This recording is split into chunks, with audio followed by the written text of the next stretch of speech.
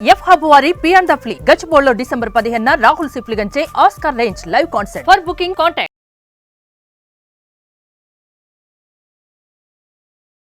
నమస్తే మహాగారు. నమస్తే ఉషా. మగపిల్లలు ఆడపిల్లలు ఈ మధ్య కాలంలో కనుక మనం చూస్తే చిన్న వయసులోనే మెచ్యూర్ స్టేజ్ అనేది మనం చూస్తూ ఉన్నాము.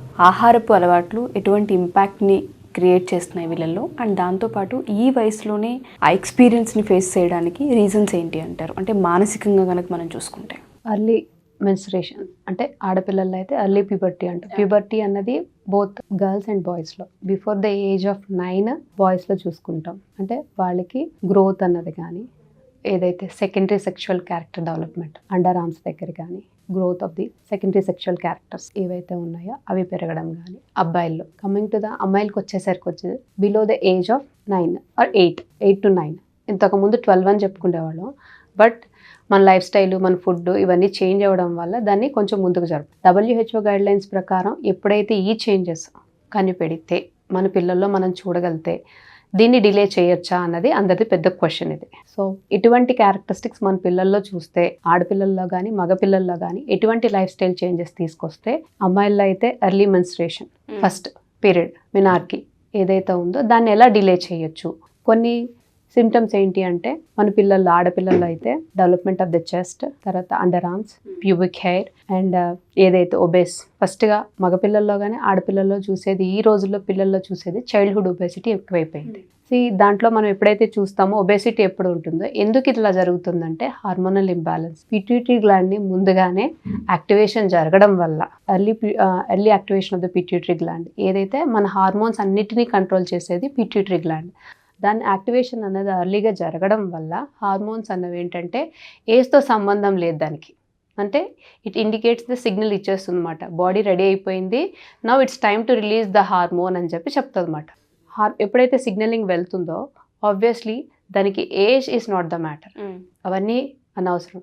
ద బాడీ ఈజ్ రెడీ అని దానికి అర్థమైపోయింది. Because the first thing is obesity. పిల్లల్లో ఇద్దరు ఆడపిల్లల్లో కానీ మగపిల్లల్లో చూసేది మనం obesity. But most of the cases ఆడపిల్లల గురించి ఎక్కువ మాట్లాడుతుంది. ఎందుకనంటే వాళ్ళు ఎప్పుడైతే ఎర్లీ ప్యూబర్టీ చూస్తున్నామో వాళ్ళ గ్రోత్ అన్నది తగ్గిపోతూ ఉంటుంది. అండ్ దీనికి కారణాలు ఏంటి అంటే లైఫ్ స్టైల్ ఫ్యాక్టర్స్తో పాటు ఫస్ట్ జీన్స్ అని మాట్లాడుతున్నారు. జీన్ అన్నది ఇదర్ గ్రాండ్ పేరెంట్స్ దగ్గర నుంచి, అంటే వాళ్ళ అమ్మ వాళ్ళ దగ్గర నుంచి కానీ వాళ్ళ అమ్మమ్మల దగ్గర నుంచి కానీ ఎవరైనా ఎర్లీ ప్యూబర్టీ సిమ్టమ్స్ ఉంటే అవి క్యారీ ఫార్వర్డ్ అవుతాయి నెక్స్ట్ జనరేషన్కి. బట్ అదొక ఫ్యాక్టర్ అయితే, రెండోది లైఫ్ స్టైల్లో ఫస్ట్ మనం మాట్లాడేది ఒబేసిటీ. పిల్లల్లో ఇప్పుడు ఎందుకు అని అంటే ల్యాక్ ఆఫ్ ఫిజికల్ యాక్టివిటీ అని సింపుల్గా చెప్పేస్తున్నాం. ఆ ల్యాక్ ఆఫ్ ఫిజికల్ యాక్టివిటీ ఎప్పుడు అన్నదానికి ఏవైతే ఉన్నాయో స్టెప్స్ తీసుకోవట్లేదు. జంక్ అంటున్నాం, రిఫైన్డ్ ఫుడ్స్ అంటున్నాం, ప్రాసెస్డ్ ఫుడ్స్ అంటున్నాం, ఇవన్నీ అంటున్నాం. వీటితో పాటు అమ్మాయిల్లో ఇంకొకటి ఏంటి అంటే చిన్నపిల్లల్ని బాగా అబ్జర్వ్ చేస్తున్నాడు ఉషా గారు. ఈ పెర్ఫ్యూమ్స్ కానీ బాడీ లోషన్స్ కానీ ఈవెన్ మేకప్ ఏవైతే యాక్సెసరీ ఉంటుందో అది వాడడం కానీ ఇవన్నీ ఏం చేస్తాయంటే ఈస్ట్రోజన్స్ అంటామన్నమాట. ఇట్ విల్ మిమిక్ అంటే సేమ్ లైక్ ఈస్ట్రోజన్స్ అన్నమాట. ఎక్కువ ఈస్ట్రోజన్ ప్రొడ్యూస్ చేస్తామన్నమాట. ఈస్ట్రోజన్ డామినెన్స్ అంటే ఏంటంటే ఈస్ట్రోజన్ ఉండాల్సిన స్థాయి కన్నా ఎక్కువగా. ఇప్పుడు first phase of the period A hormone అవసరం, ఈస్ట్రోజన్ ఎంతవరకు కావాలో అంతవరకు ఉండాలి బాడీ. బట్ దానికి మించి మోతాదులు ఎక్కడి నుంచి వచ్చేస్తుంది, ఫుడ్ ద్వారా అంటే కాదు, ప్రొడక్ట్స్ బేసిస్. అండ్ ఇంకొకటి పిల్లల్లో స్క్రీన్ చూసి తినే అలవాటు ఓన్లీ చిన్న పిల్లలకే కాదు పెద్దవాళ్ళకి కూడా ఉంది. హ్యాబిట్ అయిపోయింది. దీనివల్ల ఏం జరుగుతుందంటే signalling of the body to leptin అనే హార్మోన్ రిలీజ్ అవుతుంది. ఆ లెప్టిన్ రెసిస్టెన్స్, ఇన్సులిన్ రెసిస్టెన్స్ అని మనం ఎలా అయితే మాట్లాడుతున్నామో లెప్టిన్ రెసిస్టెన్స్ అంటామన్నమాట. లెప్టిన్ రెసిస్టెన్స్ అంటే అర్థం ఏంటి అంటే మీరు ఆకలి పుట్టడానికి గ్రిలిన్ అనే హార్మోన్ రిలీజ్ అవుతుంది. మనకు ఆకలి వేస్తుందని అనడానికి సిగ్నల్ ఒక హార్మోన్ రిలీజ్ అవ్వాలి. But these all are in minute క్వాంటిటీలో రిలీజ్ అవుతాయి కానీ ఇంపాక్ట్ మాత్రం చాలా ఎక్కువ ఉంటుంది. సో ఆకలి వేసినప్పుడు తింటాం, బట్ నాకు నిండింది కడుపు అని చెప్పడానికి గట్ నుంచి బ్రెయిన్కి ఒక సిగ్నల్ వెళ్ళాలి. బట్ అది వీళ్ళ రెసిస్టెన్స్ అయిపోతుంది. రెసిస్టెన్స్ అయిపోవడం వల్ల ఏమవుతుందంటే ఆ సిగ్నలింగ్, ఆ లెప్టిన్ అనే hormone it is a fat, ఆ ఫ్యాట్ని కన్వర్ట్ చేస్తుంది అన్నమాట. సో ఏదైతే ఎక్కువగా తీసుకుంటారో అదంతా ఫ్యాట్ కింద కన్వర్ట్ అయిపోతుంది కానీ ఎనర్జీ కింద స్టోర్ అయ్యి దాన్ని యూటిలైజ్ చేయరు. ఫిజికల్ యాక్టివిటీ ల్యాక్ ఎక్కడి నుంచి వస్తుందంటే first refined and processed food, దానికి జతగా ఏం చేస్తున్నాం మనం టీవీ వాచింగ్, మైండ్ఫుల్ ఈటింగ్ అన్నది మనలోని లేదు, పిల్లల్లోని లేదు. సో ఆబ్వియస్లీ లెప్టిన్ రెసిస్టెన్స్ అన్నది ప్రతి పిల్లల్లో ఒబేసిటీ మెయిన్ రీజన్ ఏంటంటే లెప్టిన్ రెసిస్టెన్స్. ఇది ఎవరు చెక్ చేసుకుంటే, ఇది ఎలా చెక్ చేసుకుంటాము? ఫస్ట్ దీంట్లో మైనర్ కరెక్షన్స్ ఎక్కడ చేసుకోవచ్చు అంటే పిల్లలకి తినేటప్పుడు కరెక్ట్గా ప్రాపర్గా చ్యూ చేస్తున్నారా లేదా మింగేస్తున్నారా. మైండ్ఫుల్నెస్ అంటే అసలు మైండ్ పెట్టుకుంటూ తింటున్నారు. అదే మైండ్ పెట్టి తింటే సరిగ్గా చూ చేస్తున్నామా లేదా ఎంతసేపు, because half of the digestion అన్నది మౌత్లోనే స్టార్ట్ అయింది. సో ఏదైతే డంపింగ్లో మింగేస్తుంటుందో దాన్ని చూస్తున్నారు, ఫోకస్ అంతా దాని మీద ఉంటుంది. సో ఈటింగ్ హ్యాబిట్స్లో ఫస్ట్ మిస్టేక్ శుభ్రంగా చూ చేస్తున్నారా లేదా అనేది చూడం. రెండోది స్క్రీన్. థర్డ్ది refined or processed food or junk food. And ఇంకొకటి యాడ్. పిల్లలు యాడ్కి చూసి దానికి ఏదైతే ఉంటుందో almost like they feel like వాళ్ళు అది తిన్నారు. బయటికి వెళ్ళినప్పుడు కూడా హెల్దీ ఆప్షన్ కన్నా జంక్ ఎక్కువ ఆప్ట్ చేసుకుంటారు. సో వీటిలన్నిటిని అవాయిడ్ చేసుకుంటూ ఫిజికల్ యాక్టివిటీ అండ్ సైమల్టేనియస్గా ఏవైతే మల్టీ వైటమిన్స్ అవి ఇవి వాడతారు వాటికన్నా ముందు seasonal fruits and nuts, protein food ఎప్పుడైతే ఇవ్వగలుగుతామో ఆబ్వియస్లీ వీటిని తగ్గించుకొని రావచ్చు. ఆడపిల్లల్లో ఎప్పుడైతే ఇవి చూస్తామో ఇటువంటి చేంజెస్ వాళ్ళ లైఫ్ స్టైల్లో సడన్గా, ఇప్పుడు ఫర్ ఎగ్జాంపుల్ జంక్ బాగా అలవాటు చేసేసాం. అలవాటు చేసిన వాళ్ళు సడన్గా పిల్లలు జంక్ పెట్టకుండా పెంచడం అనేది చాలా కష్టం.